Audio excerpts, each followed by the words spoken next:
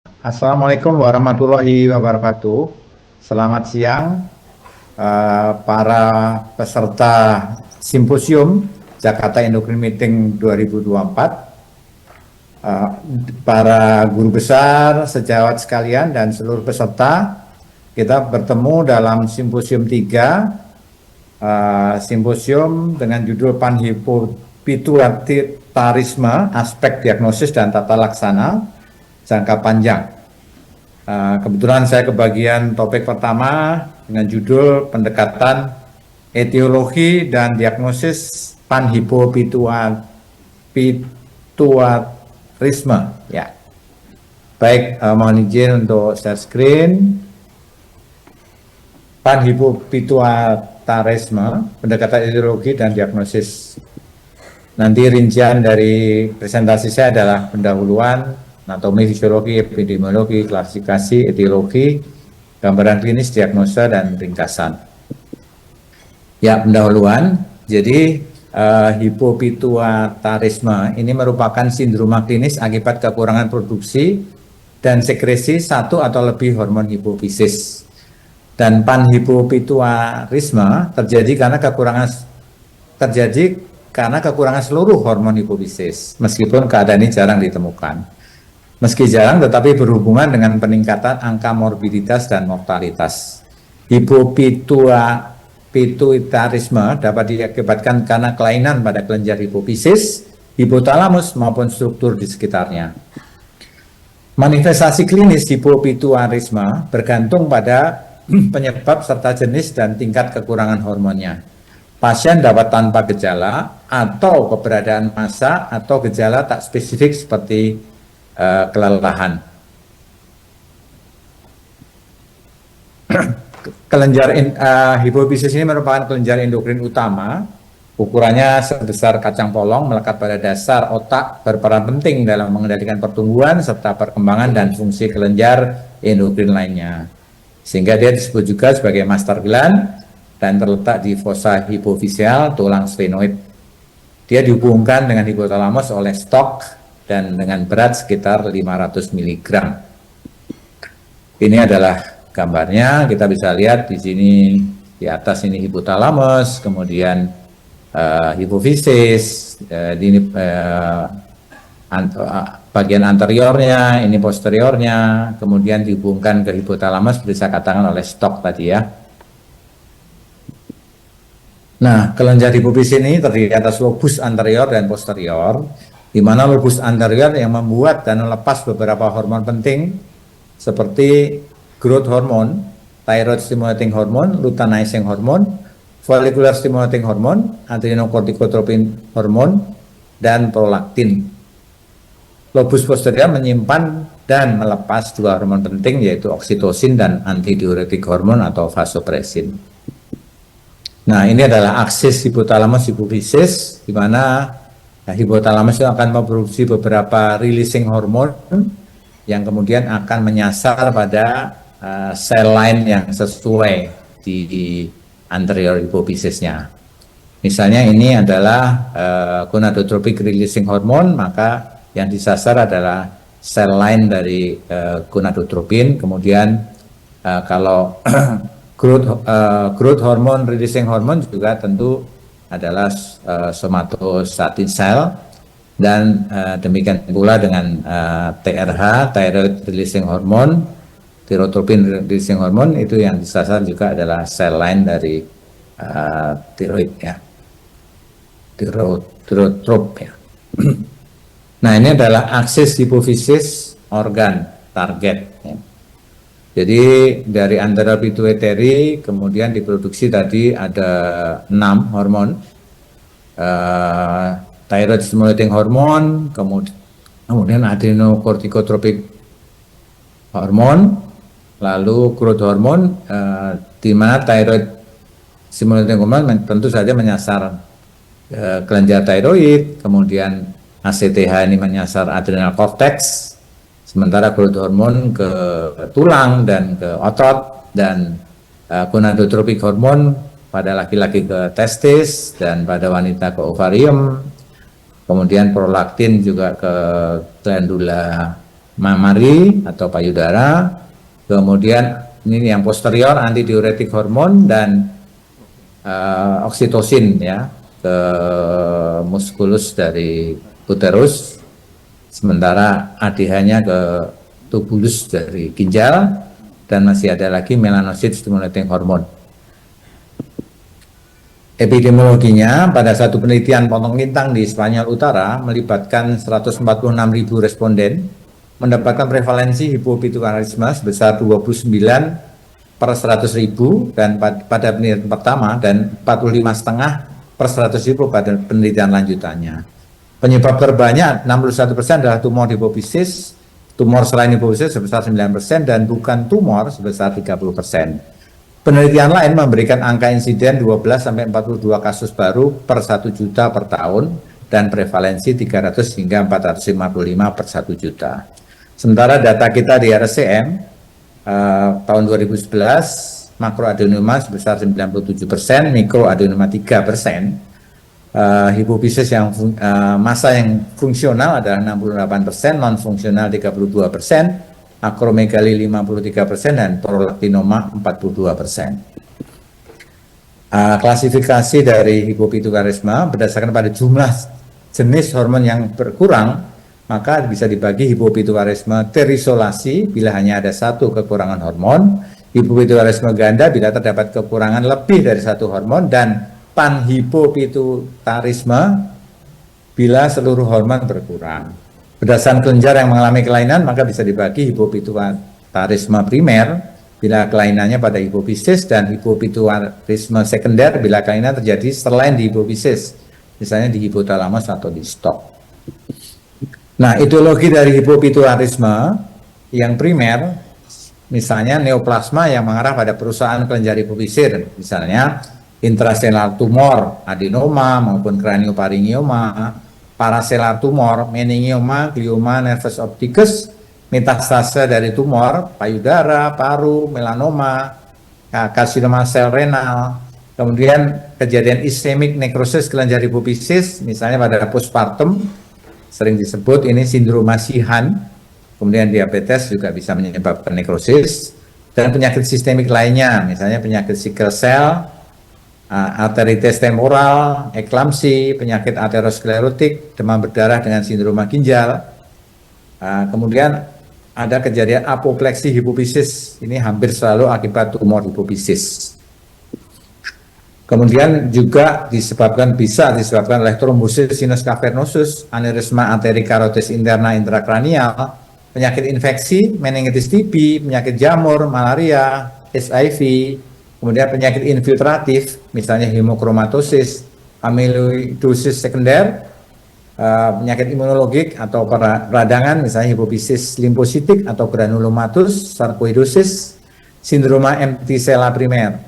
Kemudian yang iatrogenik, misalnya radiasi nasofaring, hipofisis atau otak, kerusakan akibat tindakan operasi, kemudian ada faktor genetik, misalnya mutase atau kehilangan PIT1, growth hormone, beta LH, growth hormone, releasing hormone resistant, kemudian idiopatik, misalnya growth hormone, ACTH, TSH maupun lainnya, yang sering idiopatik ini monohormonal.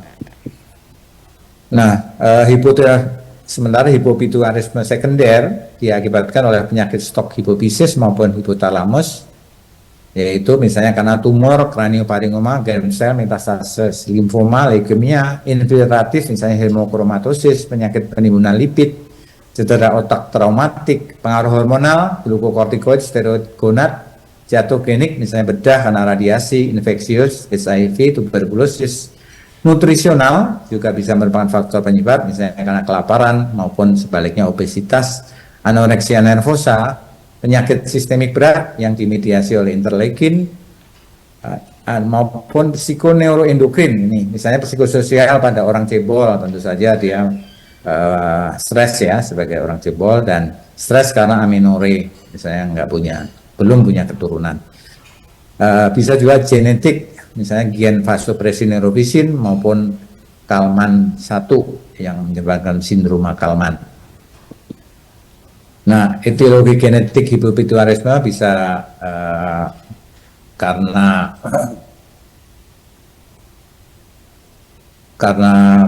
kombinasi, misalnya PIT1 ada hormonnya adalah growth hormone, kemudian TSH maupun prolaktin. PROP1 misalnya growth hormone, luteinizing hormone, follicle stimulating hormone, tyrotropin stimulating hormone, ACTH maupun prolaktin, dan seterusnya ya. Dan yang isolated misalnya growth hormone, hormonnya tentu saja yang dipengaruhi adalah growth hormone juga.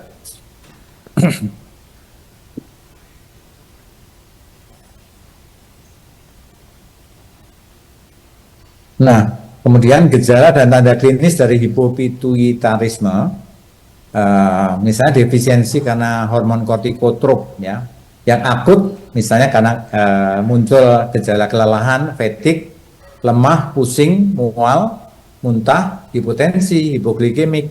Yang kronis misalnya kelelahan, pucat, anoreksi, kehilangan berat badan, hipoglikemi. Nah, defisiensi hormon tirotropin dengan gejala misalnya kecapean, intoleransi dingin, konstipasi, penambahan berat badan, rambut rontok, kulit kering, bradikardi, suara serak, proses mental yang lambat, kemudian defisiensi gonadotropin pada pria bisa kehilangan libido, kegagalan fungsi seksual, penurunan massa otot dan tulang, erythropoiesis dan pertumbuhan rambut. Pada wanita bisa bergejala amenore, oligomenore, infertilitas, kehilangan libido, dispareunia, ini short term. Kalau long termnya atherosclerosis ini, kemudian bisa juga terjadi osteoporosis. Kalau defisiensi growth hormone, maka gejalanya terjadi penyusutan massa dan kekuatan otot, peningkatan massa lemak, visceral, kemudian kelelahan atau fatigue, atherosclerosis dini, dan penurunan kualitas hidup. Defisiensi prolaktin akan kehilangan kemampuan untuk menyusui, sementara defisiensi hormon posterior ini antidiuretik, misalnya poliuri, polidipsi maupun nokturi. Nah, diagnosis bisa dibuat dengan melakukan pemeriksaan klinis secara menyeluruh, termasuk pembuatan grafik lapang pandang yang penting untuk dikerjakan ini. Kemudian pemeriksaan hormon basal hipofisis anterior secara bersamaan dengan hormon organ target. Tidak semua bisa diperiksa, khusus untuk growth hormone dan ACTH harus dilakukan tes dynamic atau provokatif supaya kita bisa mendapatkan hasil yang reliable.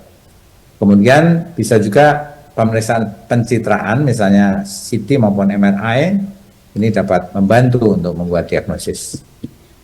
Nah, ini adalah tes-tes untuk growth hormone. Ada insulin tolerant test, ada GHRH test, ada L-arginin test, ada L-dopa test.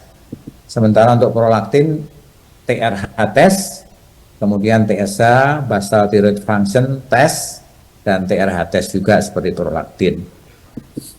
ACTH banyak nih, tes toleransi insulin, tes CRH, tes metirapon, tes stimulasi ACTH standar, tes ACTH dosis rendah, maupun tes stimulasi ACTH 3 hari. Untuk hormon luteinizing hormone maupun follicle stimulating hormone, tesnya bisa mengukur luteinizing hormone, follicle stimulating hormone, testosteron maupun estrogen, atau tes gonadotropic releasing hormone. Bila kemudian terjadi beberapa hormon yang mengalami defisiensi, maka bisa dilakukan tes kombinasi hipofisis anterior dengan menggunakan growth hormone, releasing hormone, maupun CRH, maupun gonadotropic releasing hormone, maupun thyrotropic releasing hormone. Kemudian ada sampel darah yang diambil serta interpretasinya. Nah, kemudian evaluasi diagnostik hipopituitarisme secara singkat bisa kita misalnya hormon hipofisis normal, hormon kelenjar target normal, semua normal, maka terdapat pada orang normal.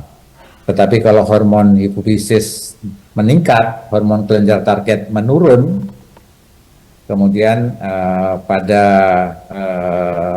stimulasi hormon hipofisis maupun hormon kelenjar target menurun, hormon hipotalamus meningkat, hormon kelenjar target menurun, maka ini bisa terjadi kelainannya di penyakit target kelenjar target ya. Sementara kalau pada penyakit ini belum bisa rubah hipofisis, di bahasa Inggris biasanya pituitary, maka hormon hipofisisnya menurun, hormon kelenjar targetnya menurun, hormon kelenjar target bisa normal atau meningkat dengan stimulasi ini, kemudian hormon hipotalamus sangat menurun dan hormon kelenjar targetnya menurun. Sementara pada kelainan atau penyakit pada hipotalamus, hormon hipofisisnya normal atau turun, hormon kelenjar targetnya turun, kemudian dengan stimulasi hormon hipofisis maupun kelenjar target normal atau meningkat, hormon hipotalamus normal atau meningkat, hormon hipofisisnya, dan hormon kelenjar targetnya normal atau meningkat. Ini ada beberapa contoh hasil pencitraan, misalnya ini adanya lesi massa pada hipofisis, kemudian ini kejadian limfositik hipofisitis, kemudian kalau ini terjadi apopleksi hipofisis, nah ini sindroma empty-sella. Nah, ringkasan, prevalensi maupun insiden panhipopituitarisme sangat rendah, akan tetapi berhubungan dengan peningkatan morbiditas dan mortalitas, sehingga temuan diagnosis awal dan terapi segera sangat diperlukan. Gejala maupun tanda klinis bervariasi, sering dengan awal yang membahayakan dan tergantung pada tingkat dan keparahan dari kekurangan hormon. Diagnosis mudah dibuat dengan melakukan pemeriksaan klinis secara menyeluruh dan melakukan pemeriksaan hormon basal hipofisis dan organ target. Pemeriksaan pencitraan dapat melengkapi. Saya kira itu merupakan slide saya yang terakhir. Saya ucapkan terima kasih atas perhatian yang diberikan. Assalamualaikum warahmatullahi wabarakatuh. Selamat siang. Kita lanjutkan nanti dengan presentasi berikutnya, topik berikutnya, Profesor Yunir. Terima kasih. Terima kasih. Selamat siang. Assalamualaikum warahmatullahi wabarakatuh. Semoga tidak ngantuk ya. Jadi sebelumnya saya ucapkan terima kasih kepada Dr. Suharko yang sudah menyampaikan tentang panhipopituitarisme ya, bagaimana mendiagnosisnya, pemeriksaan diperlukan untuk menunjang diagnostik adanya panhipopituitarisme ya. Tugas saya hari ini adalah tindak lanjut dari diagnosis yang sudah dikerjakan oleh Dr. Suharko. Jadi bagaimana kita mengkoreksi atau memberikan suplementasi pada kejadian atau pada kasus-kasus yang kita diagnosis sebagai panhipopituitarisme. Ya, sedikit mengulang data tentang panhipopituitarisme. Sebenarnya datanya tidak terlalu banyak ya, masih termasuk kasus yang jarang.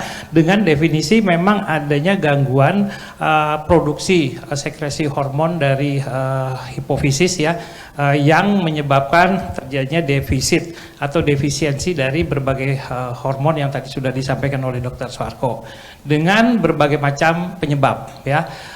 Penyebabnya bisa bermacam-macam, namun dampaknya hampir sama ya.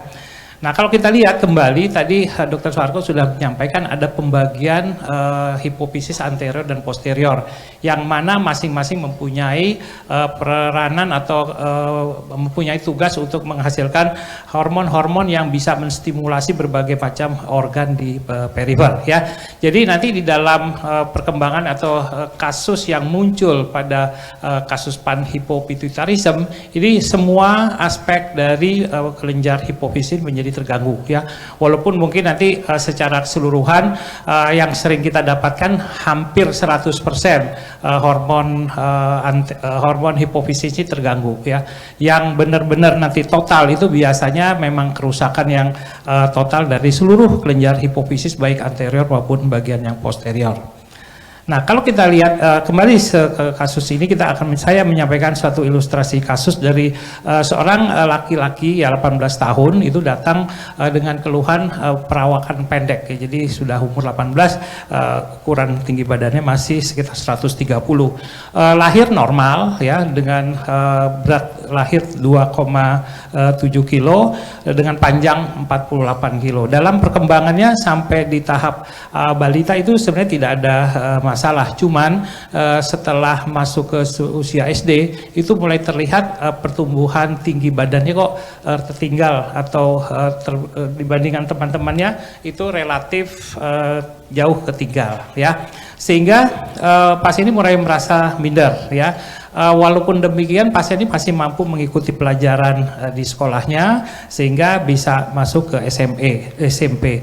Nah, sepanjang SD ke SMP sebenarnya secara fisik tidak pernah ada gangguan yang menonjol kecuali dia merasa adanya gangguan pertumbuhan dan perkembangan seksualnya ya. Pasien masih seperti anak-anak, masih manja, masih dekat dengan ibunya. Sehingga pasien ini kemudian dibawa ke orang tuanya ke dokter. Ya, ke puskesmas lagi itu beberapa kali dikatakan sebenarnya tidak ada apa-apa, hanya kekurangan gizi. Jadi si orang tua ini sebenarnya udah waspada terhadap gangguan perkembangan yang terjadi. Cuman mendapatkan informasi katanya tidak apa-apa, orang tuanya ya percaya bahwa memang tidak apa-apa, hanya disarankan makan yang bergizi. Setelah masuk SMA, pasien sempat tidak mau karena malu dan sering melakukan aktivitas mandiri sendiri ya. Lain-lain tidak ada keluhan yang berarti ya. Ini fisik pasien ya pada usia 7 tahun dan yang gambar tengah dan kanan ini pada saat dia berusia 18 tahun ya. Kalau kita perhatikan penampilan fisiknya masih seperti anak-anak, dari face mukanya masih seperti anak SD atau SMP awal. Nah, ini laboratorium yang kami dapatkan dengan pemeriksaan fungsi tiroid yang rendah, terus kadar TSH-nya itu relatif tidak terlalu tinggi, masih relatif normal, RH, FSH-nya rendah, yaitu hormon gonadotropiknya, disertai dengan kadar testosteron yang jauh dari lebih rendah. Jadi sudah ada 2 hormon anter yang terganggu. Terus dilanjutkan dengan adanya data pemeriksaan kortisol pagi yang juga rendah 2,6 dan pemeriksaan IGF-1 yang juga rendah. IGF-1 itu bisa kita pemeriksaan untuk mendeteksi adanya gangguan atau defisiensi dari hormon pertumbuhan. Jadi dengan melihat data seperti ini ada 5 hormon anterior yang terganggu pada pasien ini. Jadi mungkin hampir panhipopituitarisme. Tetapi nanti dampaknya sama dengan kejadian panhipopituitaris yang biasanya terjadi. Nah, kita lakukan MRI ya. MRI kita dapatkan adanya hipoplasia dari pituitari bagian depannya ya. Tidak adanya stok ya dari tangkai pituitarisnya tidak terlihat atau tidak terbentuk, dan kemudian disebutkan adanya ectopic posterior dari pituitarinya ya. Dengan melihat gambaran seperti ini memang suatu ada gangguan yang menyebabkan produksi dari berbagai hormon yang tadi saya sudah sampaikan menjadi masalah pada pasien ini. Nah, kembali ke etiologi yang mungkin terjadi, tadi saya sudah sampaikan, mungkin Dr. Suharko juga menyampaikan bahwa penyebab dari hipo atau panhipo ini sebenarnya macam-macam ya, bisa dari adanya trauma, ada tumor, ada infeksi ya, ada penyakit autoimun, ada tuberkulosis dan sebagainya yang patogenesis kerusakannya berbeda-beda ya. Tetapi dampaknya hampir sama, yaitu di mana gangguan dari sekresi atau produksi dari hormon-hormon anterior maupun hormon posterior dari hipofisis atau pituitari. Nah, apa yang mesti kita lakukan begitu pasien sudah terdiagnosis dengan berbagai macam bagian atau hormon yang terganggu ya. Jadi kalau untuk hipokortisol, di mana kita terdapatkan kortisolnya rendah, kita akan berikan suplementasi untuk membantu produksi dari kortisol ya. Biasanya kalau memungkinkan kita berikanlah hormon-hormon dari produksi anterior ya, antara lain ACTH, TSH, FSH atau LH, terus kita bisa berikan growth hormon ya, faktor pertumbuhan dan vasopressin. Nah, sebenarnya inti dari kasus yang tadi saya sampaikan adalah mengkoreksi seluruh gangguan hormon yang ada di anterior ini. Tinggal bagaimana kita mensiasatinya, bagaimana kita mentrace untuk pemberian hormon-hormon yang diperlukan oleh pasien ini. Karena pasien dengan panhipo seperti ini kalau kita kelola dengan baik dan lebih cepat, itu performa pasien itu akan seperti orang normal biasa. Ya, tapi dengan catatan harus memberikan atau meminum obat-obat atau suplementasi hormon yang seumur hidup. Ya, jadi untuk memperbaiki kadar kortisol, kalau memungkinkan kita memberikan ACTH, tetapi preparat ini merupakan preparat yang mahal dan harus disuntikan secara berkala dan kemungkinan tidak mampu laksana. Ya, jadi untuk kasus ini kita berikanlah kortisol yang sudah jadi, di mana pilihannya antara lain dapat kita berikan hidrokortison dengan dosis 15 sampai 20 per hari, ya biasa dibagi dua atau 3 dosis sehari, dan ini akan kita lakukan titrasi sampai mencapai target klinis yang kita harapkan. Ya, dia akan mencapai level di dalam sirkulasi. Kalau mencukupi maka kadar ACTH-nya akan turun. ACTH akan tetap rendah walaupun nanti kadar kortisolnya bisa terkoreksi dengan suplementasi seperti ini. Nah, yang perlu diperhatikan biasanya kita menginfokan kepada keluarga dan atau pasien kalau menghadapi suatu kondisi yang kritis atau penyakit berat, itu dosis yang average mungkin selama ini hanya 20, kita perlu tingkatkan sampai 50% sesuai dengan kebutuhan. Karena secara fisiologis orang yang sakit, orang normal yang kadar kortisolnya biasa normal, itu dalam keadaan penyakit kritis akan meningkatkan kadar kortisolnya. Jadi kalau pasien ini sakit berat tapi terapi hidrokortisonnya tidak ditambah, itu akan mengalami krisis adrenal ya, atau mungkin adrenal insufisiensi yang mana akan memperbaiki atau mempengaruhi dari prognosis atau meningkatkan mortalitas. Nah, ini beberapa pilihan lain ya. Jadi mungkin di beberapa tempat pemberian hidrokortison itu sudah didapat ya. Jadi bisa mendapatkan alternatif, bisa menggunakan prednisolon, bisa menggunakan terakhir mungkin dexamethasone dan beberapa pilihan lain yang bisa menjadi replacement untuk hidrokortison. Hidrokortison menjadi pilihan yang terbaik karena sesuai dengan fisiologis dari yang dibutuhkan oleh pasien. Nah, ada perkembangan baru penggunaan hidrokortison tablet yang sekresinya itu double ya, bidireksional. Jadi pada waktu pagi dia minum ya, dia akan mendapatkan kadar kortisol sesuai yang diharapkan. Dengan selama perjalanan 24 jam kadar hidrokortison yang dikeluarkan itu akan menurun sesuai dengan irama sirkadian yang ada pada pasien. Jadi pasien cukup memberikan atau meminum obat hidrokortison hanya 1 kali sehari. Kalau preparat yang ada sekarang itu dibutuhkan sekitar 2-3 kali untuk mendapatkan fisiologis kadar kortisol. Nah, yang kedua, pada pasien yang dengan kondisi seperti ini, kita juga mesti memberikan suplementasi atau replacement dari hormon tiroid. Pemberiannya hampir sama dengan tadi yang sudah disampaikan pada materi sebelumnya ya, pengelolaan hipotiroid apapun penyebabnya ya. Jadi di sini kita bisa memberikan L-tiroksin ya dengan dosis biasanya sekitar 100 sampai 150 tergantung dari ukuran berat badan dari pasien. Nah, selama pemberian levothyroxine ini kita tidak perlu memonitori pemeriksaan TSH ya, karena TSH itu sepanjang hidupnya pasti akan tetap rendah karena hipofisisnya sudah rusak ya. Nah, pada awal pemberian biasa kita lakukan monitoring ya sekitar 6 sampai 8 minggu untuk menilai apakah dosis yang sudah diberikan sudah cukup atau belum. Kalau tidak, setelah 6 sampai 8 minggu kita lakukan titrasi penambahan dosis dari tiroksin seperti ini. Setelah kita mendapatkan dosis yang adekuat, bisa kita pertahankan untuk seumur hidupnya dengan monitoringnya mungkin udah lebih jarang, bisa kita lakukan setiap 6 bulan atau 1 tahun sekali.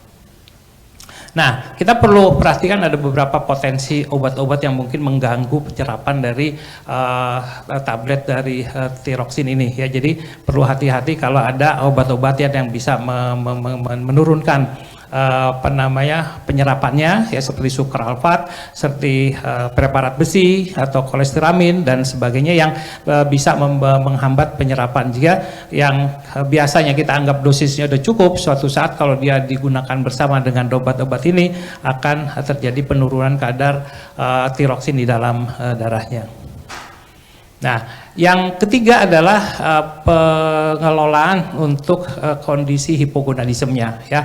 Jadi akibat gonadotropik yang sudah rusak, tidak ada stimulasi dari testosteron atau ovarium untuk produksi hormon-hormon gonad. Ya, jadi pada pasien ini intinya perlu dikasih hormon gonadotropik, baik bisa LH atau FSH, atau mungkin kalau memungkinkan kalau hipofisi masih baik diberikan gonadotropin releasing hormone.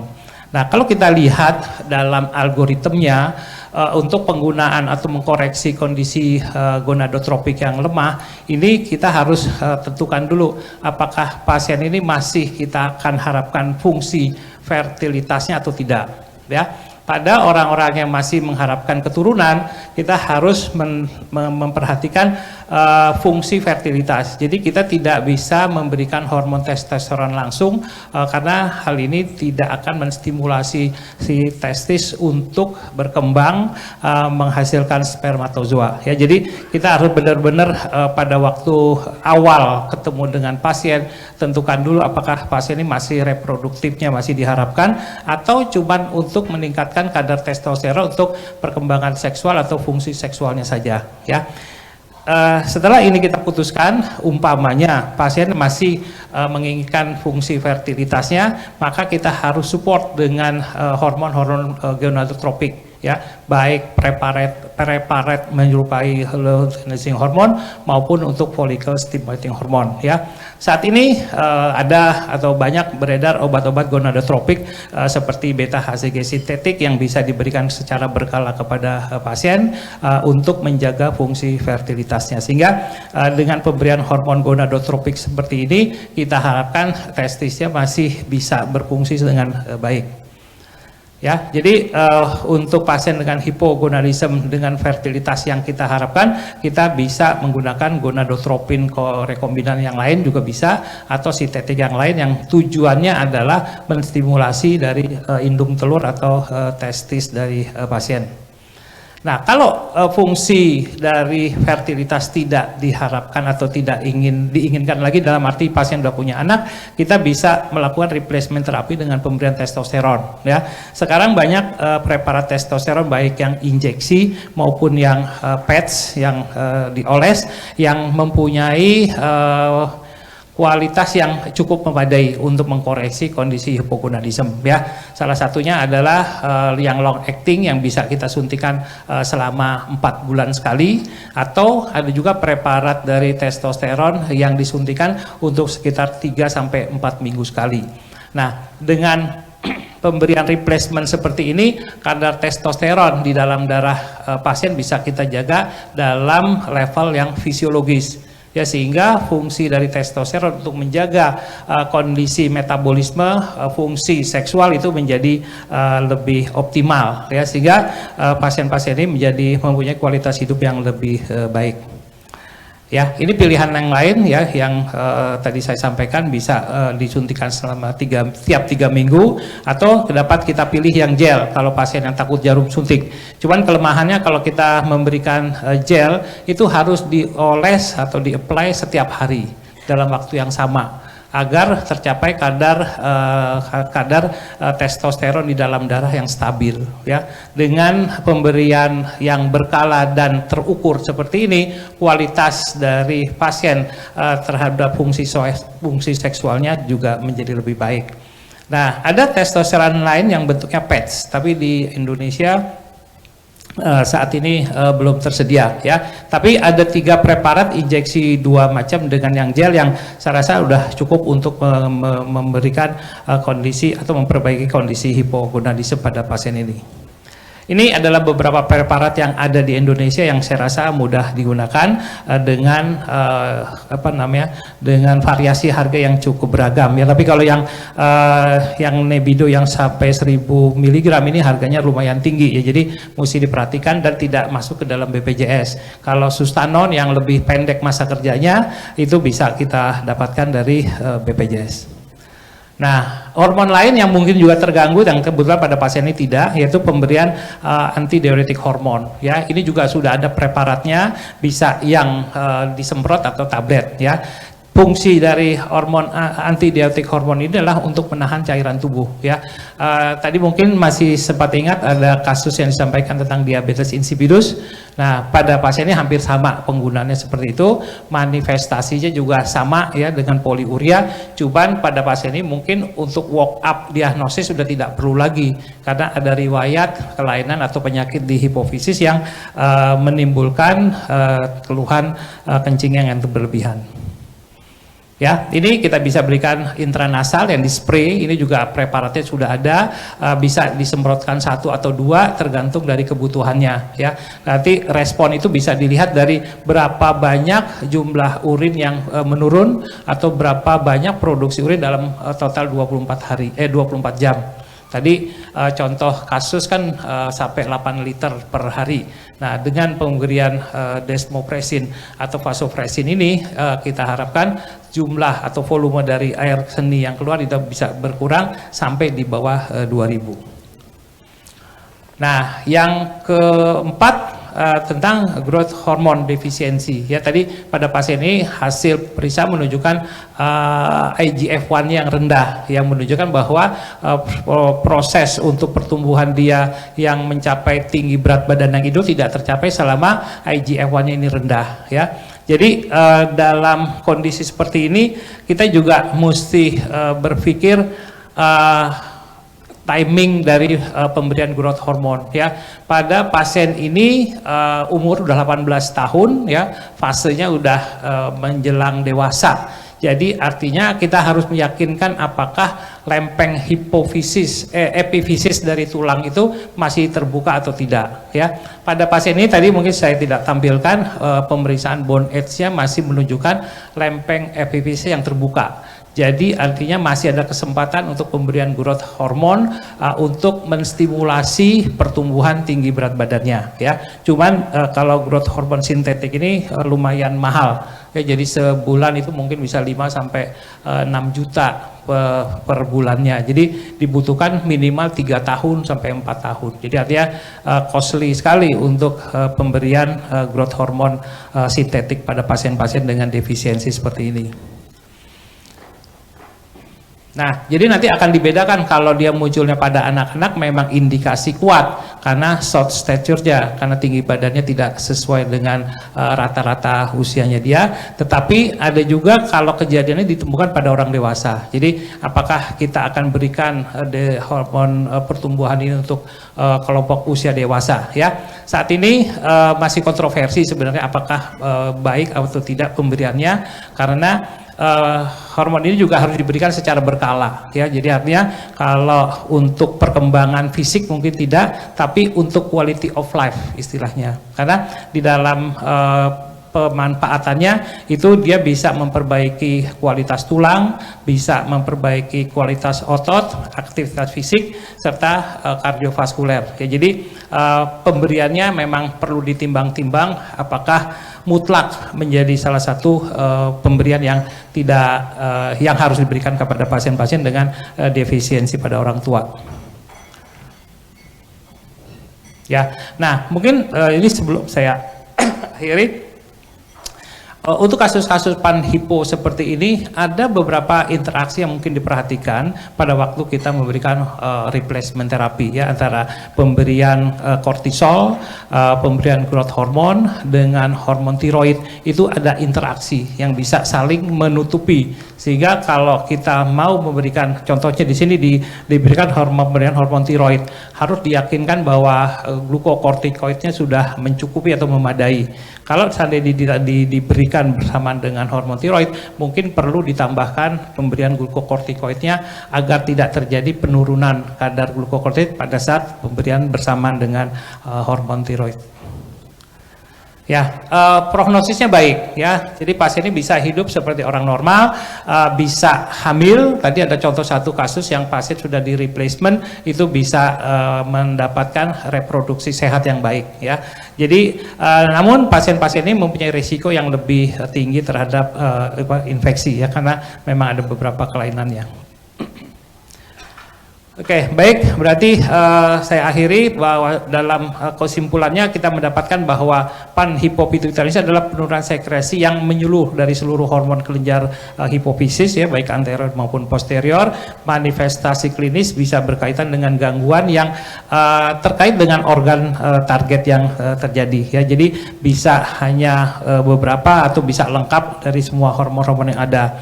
Tata laksana yang diberikan pada kasus ini adalah pemberian suplementasi hormonal yang bersifat seumur hidup. Ya, jadi kalau dihentikan bisa menimbulkan berbagai masalah.